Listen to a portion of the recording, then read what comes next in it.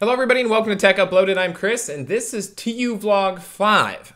Right, so I'm back to kind of the earlier format of the vlog for this week. It was a really busy week at work. I had a lot of stuff going on. We had a huge group of interns start and I was out of the office a lot after hours, so I didn't get a lot of roaming footage. Well, really none, to be honest with you. So with it being kind of a big tech week, quite a bit of tech news going on, some of the things were pretty interesting that I wanted to cover, so I thought, what better way than just to sit down and kind of do it now, just let it all out. So let's jump right into it. Big news of the week, 9 series chipsets here, all the motherboards are here, so wow. Taking a look here, if you look at everything that's available. So taking a look at ASUS here, there is a lot to choose from here. I've got both Z97 and H97 up here, and you can see that there is quite a selection to choose from here with these boards. You know, they've got their entire Z series, which Z97 series, so that's all of these boards here. They've got the workstation board, the deluxe boards, the ROG boards.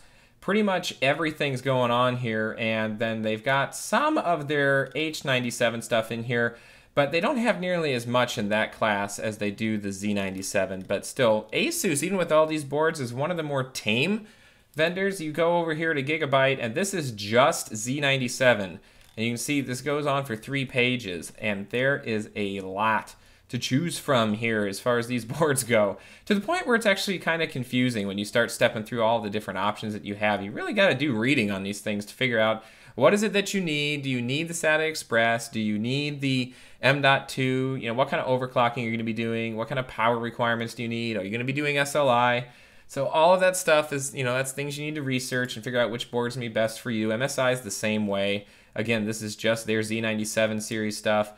Quite a few things to choose from them as well. And somebody actually made a pretty good comment on one of the, made a comment on the video for the Maximus 7 Hero and said, you know, that all black PCB, it's a little too dark. It's starting to look kind of MSI-ish. And I can definitely see where you're coming from on that because, yeah, they do look very similar to some of these boards. And then ASRock as well, their website's not nearly as pretty, but they've got, you know, here's all of your 97. They've got about, what, 3 in each one of these, except for this set here. Then they've got the Fatality series, then H97, and then all the Z87. So the 9 series chipsets, they are everywhere. There's a lot to choose from in the 9 series, which is great. It's a good thing for a consumer to have a lot to choose from, but it does get kind of confusing. There's so much to choose from. So like I said, do your research if you're going to get one of these boards, because, man, it pretty much no matter what you want, there's a board out there that's going to do it. You're going to overclock Z97. You're not going to overclock H97. And once you narrow it down to there, you're still a big pool. All right, with that said, with the Z97 and H97, that 9 series chips, came all of the Haswell refresh chips. Now, this does not include Devil's Canyon. This is just the new i7 Haswell refresh chip. So starting off with the 4790, and pretty much the general rule of thumb on all of these chips is they basically got about 100 megahertz bump, and that's pretty much across the board. You do have some interesting chips in the mix there, like the S and the T series and the Core 97. You can see, you know, some of them are a little bit lower voltage and obviously lower clock speed, you know, to go along with that. And then all of your usual rules apply. i7 series, 8 threads, i5, 4, i3, 4, and then down to your Pentium and your Celerons with 2. So again, even in this realm, there's a lot to consider. Now, I've got a lot of people commenting on some of the videos asking, okay, what if I have a Z87 board? Can I use these refreshed Haswell chips? And yes, you can. Intel has said as long as your motherboard manufacturer, if it's Z87 or H87, if they have refreshed the BIOS to support these chips, you'll be able to use them, no problem. So don't be afraid of that. If you've got a previous, an older generation motherboard, don't be afraid. You can still use it as long as, and most, I can't imagine, unless you've got a really cheapy board, which if it's in Z87, it really shouldn't be. I can't imagine anybody not applying this BIOS update so you can use these. The big question becomes Devil's Canyon. And if you go back to March when the announcement was made at GDC and Intel released a roadmap with, you know, saying that you're going to have the 9 series in May and the Haswell refresh in May, and then, you know, the rumor is Devil's Canyon's going to come sometime around June, and then in the second half, which is really ambiguous, we're going to have Broadwell on the, you know, the more consumer side, and then the Haswell E for the enthusiast and the high-end line, and X99 and all that stuff, which I covered in another video. All that's supposed to be happening in the second half of 2014. So my guess is near the end of that second half. But going back to that announcement, we'll look here. We had the presentation, and it was someone in the audience asked the question after everything was spilled about how great Devil's Canyon is going to be and how it's going to use a better thermal process and it's going to be able to overclock a lot better, and they're going to be custom bin chips and you're going to be able to do all this great overclocking with it. Someone in the audience asked a question that I was wondering myself, and that was, will these chips be able to be used on the 8 series? So, you know, Z87. And the answer was no. So whether or not that actually holds to be true, I guess time will tell if these Devil's Canyon chips will be able to be used. But if not, that's kind of crummy if you can't use these chips. But, you know, Intel's trying to push the 9 series, so that's, you know, what they're doing. It's just H97 or H87 and Z87. The 8 series as a whole just had a really short lifespan. It's really surprising to me that it was kind of a one-chip platform. Usually you get at least 2 chips, the tick and the tock, out of each chipset that Intel comes out with. But with the 8, I guess they're counting the Haswell refresh as another series of chips. I don't know, but especially if Devil's Canyon isn't supported, that's going to be, you know, it's like scratching your head going, really? It's still a Haswell. And then, of course, speaking of the 9 series, I have the Z97 build coming up, and that's going to be in the NZXT H440 red and black, using my 4770K. That's in the current build until something comes along, like when Devil's Canyon hits, depending on where the pricing is on that. I would like to get one to test it out, so I may do that and sell off the 4770K. We'll see, but definitely want to have it around for Broadwell, which is kind of why I made the jump. Now, I wouldn't recommend that if you're on Z87. I don't really see a reason if you're running a Haswell chip right now to jump off of that platform. Unless you really want M.2 or SATA Express when it becomes available. But, you know, with me, I'm always upgrading, and I'm always wanting to see what the latest and greatest is all about. So that's why I did it. So the Maximus 7 Hero is going to be in there, and then, like I said, the 4770K. And then I switched over to a 2 terabyte Seagate Barracuda because the system I'm actually using now, I'm going to sell to a friend that's actually looking to do a build. So that's going to go over there. It's going to a good home. I know where it's going, so that's good. But I didn't want to tear all the components out of it because then what's the point? It's not really a bare bones build anymore if I take everything with me except for the motherboard because I'm taking the processor. And then my 240 SSD is going to be going with me as well. I contemplated doing M.2, but with the Maximus 7 Hero, you've got to be on the SATA Express, or not SATA Express, but the PCIe version of the M.2. So those aren't really in a huge abundance right now, and they're kind of in the premium price range because they're still new. So I decided just to carry over the SSD, and he was cool with that. So then I've still got the 780 classified. It's still going to be on there because I'm not going to buy a new one of those for a while, hopefully. That thing was expensive. And then, of course, I'm gonna actually switch the cooling. I'm going to do a Kraken X60 this time in this one. And then I am going to use the same power supply, not the same one from the computer, but the same brand.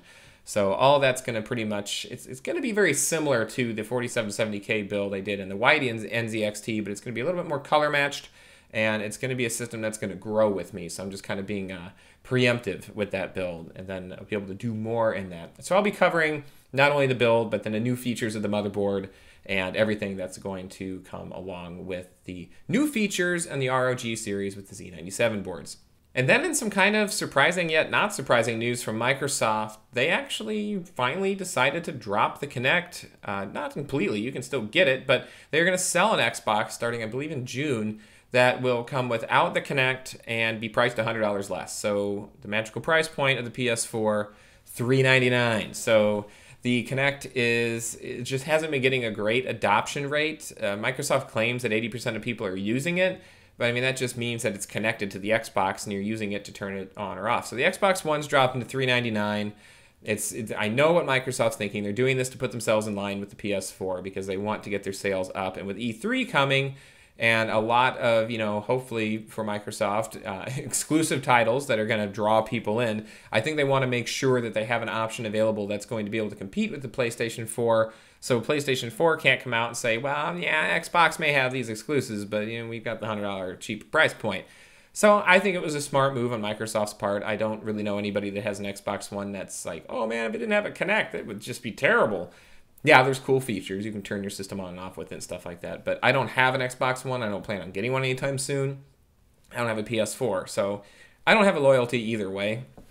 So I don't really care. I just like seeing the competition because competition's good, drives the price down, which is what it did in the case of the Xbox. Speaking of competition, Xbox Live, the gold membership now is no longer required. If you want to use apps like Netflix and Hulu and all that stuff, and I believe like Twitch and things, those will not require a premium membership to Xbox Live in order to access them starting in June. And then Xbox is going to be moving over the gold Xbox Live membership games deal. So games with gold, I think is what they call it. That's going to be moving over as well. So you're going to be able to now get free games like every month, and very similar to what PlayStation is doing with the PS Plus. Again, imagine that. So they're going to be adding more features and more functionality to it, and in place of requiring you to have it for being able to use certain apps. So again, I think that makes it a lot more competitive. I think it was a good move on Microsoft's part, and we'll see what it does for the Xbox One sales and what it does for Xbox Live sales as well. It'll be interesting to see how those two balance out. Okay, now over to the more personal side of it, kind of different messages I've gotten and questions and things like that. First off, I want to say thank you so much to everyone who subscribed to the channel. Hit 1,000 subscribers this week during the big YouTube subscriber count blackout or freeze or whatever it was. So anybody, if you're not aware that it happened, there was a few days there, and I think it's still kind of glitching now, where you couldn't see the subscriber count, the updated subscriber count for channels. So it froze like on Sunday or Monday, and it stayed that way at least half of the week. And somewhere in that freeze, I did hit 1,000. I can see it in my analytics. So thank you so much to everyone for making that possible. It helps me continue to do these videos because I know I'm helping people. That's the reason I have this channel. I like to be able to help people that are getting into this space, or people that may have questions, or just, you know, anybody that's a computer tech person that is really interested in the same things that I am, and so many of us are. And that's why I enjoy this channel. I like being able to help and chime in and you know, have my opinions and help out with questions and builds and things like that. A lot of you have sent me messages with the builds that you have, and I've been able to kind of take a look at them and hopefully help you out in some way. And that's what really makes this worth it for me. So I really appreciate everybody on the subscribe, and let's keep going. I mean, I'm having fun with this, so let's keep doing it. And then I've had a couple people ask me, what camera do I use? And actually that's changed since I first started doing the channel. I was using a T3i, so EOS T3i. I've recently switched over to the 70D, and the reason I did that was I do this entire thing alone. So having a camera that can autofocus would be really nice. The reason I went with the T3i over like a 4i or a 5i, even though those have autofocus, was the autofocus in those is really bad. It's always hunting, it never really catches where it's supposed to, and it's just pretty buggy. So the 70D uses like a dual sensor, so you can actually use live mode now, which is essentially what the video is doing, but you can use live mode for photography, touch the screen, immediately zoom. The zoom is way faster, it's way more effective, and using it with video is a dream. It actually catches you, it does a follow focus fairly well, it doesn't hunt around. You get an FSTM lens that really does a good job. It's nice and quiet depending on what lens you're using. And it's very camcorder-like in the way that it does things. And that's a huge help for me because I don't have to tether to a laptop and run that over to me and be constantly changing the focus. So that's really nice, and I enjoy having that feature. So I think that was a nice investment. So I will be selling the T3i and all the little accessories I have with that, but my lenses carry over to the 70D. So it's a nice upgrade. So there you go, camera 70D. The audio recorder I'm using is, what is this thing? H4n? Is this a Tascam? No, it is a Zoom H4n. I had to actually look at it to tell you. And it's nice because it does have XLR inputs, and I do use this for work. So with those microphones, I have to have XLR in. So that's nice to have that. And then I just use Premiere Pro Creative Cloud to do the audio syncing for the videos. Okay, now the next topic's actually kind of two different things wrapped into one, because I've had a couple of people ask me what other channels I follow on YouTube. And one person actually, I'm sorry, I forget who you were, but a very regular commenter, so thank you for that, said, I'd be interested to know what your top 5 favorite YouTube channels are. So I wanted to kind of go through those, but at the same time, I've actually had a message and now a comment on one of the videos saying that I'm copycatting. I'm kind of ripping this off from other channels. And I can definitely see what I was waiting for the day that would happen because it was inevitable. It's obviously this channel is very similar to a lot of other channels out there. I mean, I've got a list right here. The one I was compared to is Linus Tech Tips, actually twice. But you know, it's very similar to Paul's Hardware, the Newegg TV, Timmy Tech TV, even Tech Syndicate, you know, with my case overviews. things like that. And with my vlogs, I mean, you could argue that I'm copying Chris Pirillo or Jerry for his Barna vlogs from Barnacules Nerdgasm, or, you know, even David DeFranco with his weekend vlogs. So, you know, yeah, there's a lot of comparison, and a lot of things are very similar. But, you know, there's only so many ways to do this, and that's just the way it is. So, you know, if I do a build video, it's going to be very similar to a lot of other build videos out there. And the reason that I do it the way that I do, and the reason I do what I do, is because I want to try to make it as helpful as I can to you so you can follow along. And sometimes that just happens to fall in line with the way that other channels do it as well. And, you know, I guess I would argue that, imitation is the best form of flattery. So, you know, to those channels, I think it says a lot to why I follow them and why you should follow them and check them out as well, in addition to myself, because we're all just people that are in this for the love of tech. And we're doing this because we want to share that love of tech with all of you and be able to have you comment and ask questions and share. So, you know, to those that are comparing it, yes, it is very comparable. And it's not that I'm copying it or, you know, intentionally doing anything, you know, nefarious to any of those other channels, or trying to discount what they do in any way whatsoever. We just all love tech, and we all love doing it. And, you know, with channels like Linus, I mean, he has a full production house. I mean, a full staff. He actually has a house, a literal house that he uses to do all of his productions, you know, up in Canada. So he is in a completely different realm than this channel. I have a full-time job. This is just a hobby. This is something I do on the side. You know, puts me more in line with Jerry from Barnacules Nerdgasm, actually. But, you know, yeah, that's, you know, I guess at the end of the day, if you feel that that's offensive, and you don't like the fact, if you feel that I'm copying, then, you know, you have the choice not to support me, and I fully understand if you feel that way. So, that being said, I wanted to point out my top 5 YouTube channels. These are the ones I probably go to more than anything else. So pull those up on the screen now. I'm just kind of share them with you. Number 1, Barnacules Nerdgasm. This guy, Jerry, he really just hustles. He has a son and a wife and a full-time job, and he has an amazing YouTube channel and is really engaged with all of his followers and his audience. If you get on Twitter with Jerry and you send him a tweet, odds are he's going to respond to you, and he's just very interactive in his comments. Just an all-around great guy, has a lot of varied content, really funny. If you're into 3D printing, Jerry is someone to follow because he will not disappoint you. He 3D prints. He's really into tech. He does tech podcast, or I guess not podcast, but live stream with Jay from over at Jay's 2 Cents, which is another channel that I will get to here in a minute. Someone just slammed their car door. Kind of sounded like that ran into something. All right, now, next one, there's Jay, but I wanted to actually pull up Paul's Hardware. He's in my list somewhere here. All right, there we go. There's Paul. Sorry about that, Paul. Paul's Hardware. Now, Paul is actually, he is on the Newegg channel and works for Newegg and does a lot of product overviews with Newegg. And he has a really great channel that he does on his own. And he does a lot of build videos and a lot of case overviews and product reviews. And he's just a really nice guy and really into tech and very knowledgeable.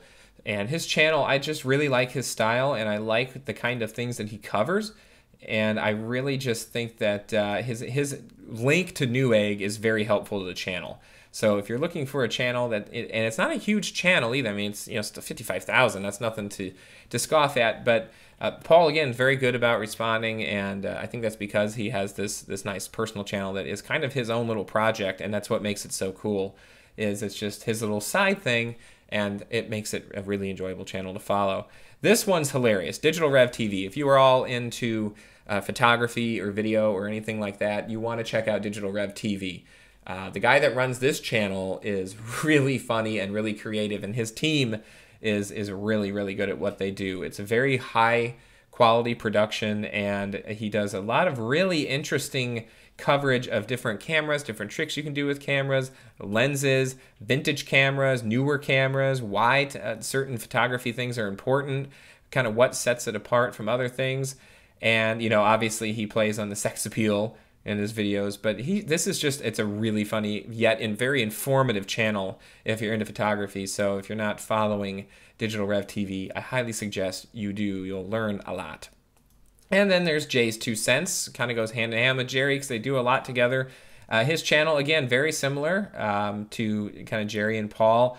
a lot of technology coverage. If you're looking for somebody that is incredibly knowledgeable about water cooling, follow Jay's 2 cents. He really knows what he's talking about. And he's doing a build now called Project Red Mist, and he's actually doing like hard pipe bending and things like that. So he really knows a lot about custom loops and water cooling and myths about water cooling and things that you can do to really beef up your system if you want to get the best thermals you can. And he just covers a lot of really cool stuff. You know, this Case Labs case is incredibly expensive, but really, really cool. So his channel is great to kind of just check out. And he has a really interesting sense of humor as well. So his videos aren't overly serious.